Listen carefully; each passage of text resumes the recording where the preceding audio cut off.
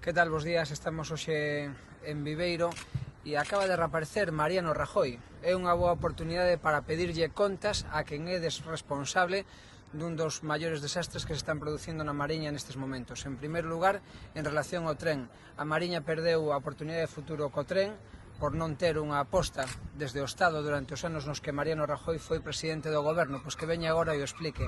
Pero, sobre todo, hai unha idea esencial. Estamos vivindo a posibilidade do peche de Alcoa como consecuencia dunha estafa política e dun caso de corrupción institucional promovido polo propio Mariano Rajoy e polo goberno do Partido Popular. A regulación do sector eléctrico supuxo grandes beneficios para as empresas, onde agora están colocados expresidentes do goberno facendo de lobbies de forma absolutamente corrupta para beneficiarse e para beneficiar as súas empresas en detrimento de toda a cidadanía.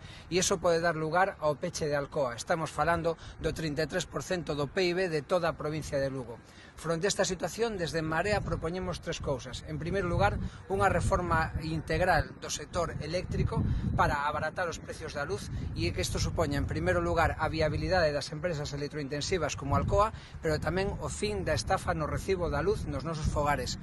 En segundo lugar, a garantía de que todas as empresas electrointensivas que reciban subvencións van a ter que investir na modernización das instalacións e tamén na garantía dos postos de traballo.